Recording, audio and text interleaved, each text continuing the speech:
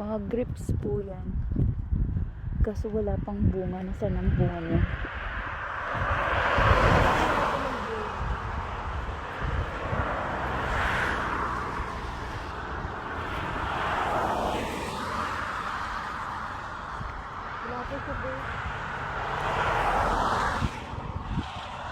Wala pang buong grapes.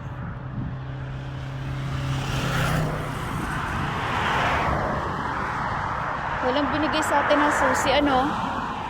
Walang ano lang yan.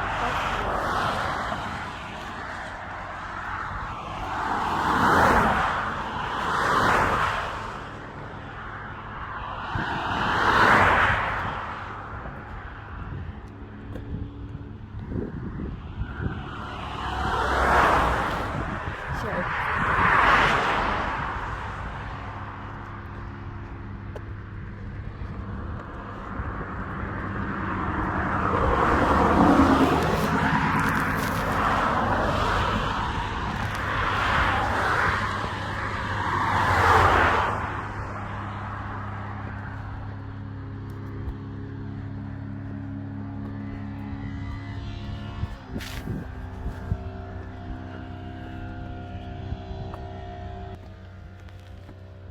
Ay.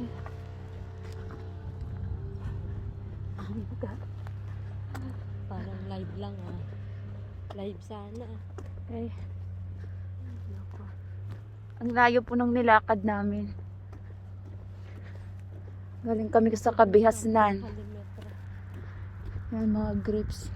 Wala nga lang bunga. Mimitasan ako. Parang may ari.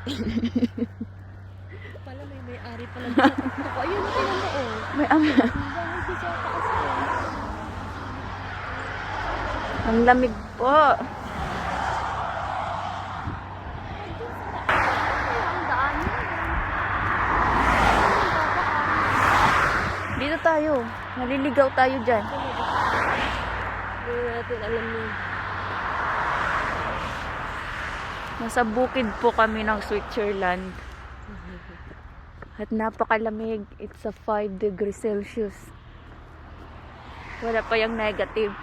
Pero narag na kami sa lamig. Yan. Ayun, may tao. Hindi nga lang natin makita. At ano sila? Masyadong mahamog. Aba, nakapag-exercise tayo ng maaga. Masarap mag-jogging pag ganito kalamig. Ayun, be, mga mais yun, be. Oh? Ayan, oh.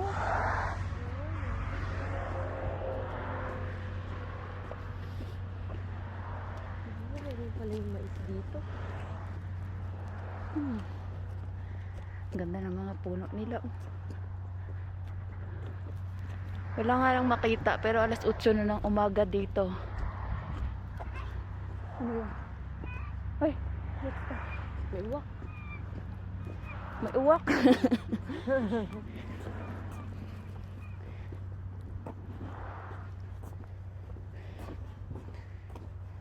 So may train station na tayo.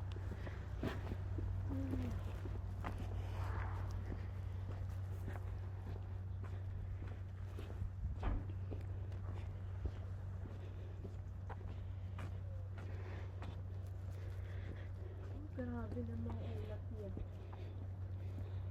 Yung mga bahay sa bundok hindi na nakikita. May mga bahay po yan sa taas.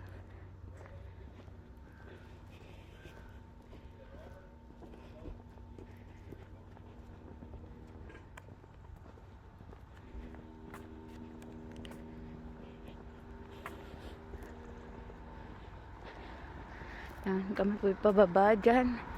Papunta sa isa naming tinutuluyan.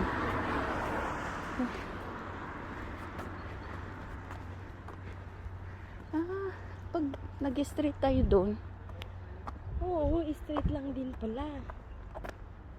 malayo. Ano? Baka mapalayo tayo. Hindi natin alam kung may daanan doon kapag Mhm. nag-straight tayo. Ay, Pecha ito, di ba? cabbage. Cabbage. Ay, oh, cabbage. Cabbage yan.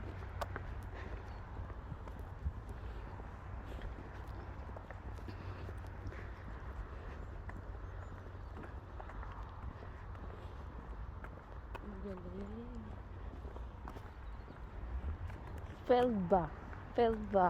Felba ata yung pronunciation. Ang hirap mag-pronounce ng salita nila dito. Wisit. Dito kami sa Felba. Felba. Felba. Tama ba yun? Kaloka. Kaya pala field yun, maraming farm. Kaloka. Di natin alam kung anong sign yan.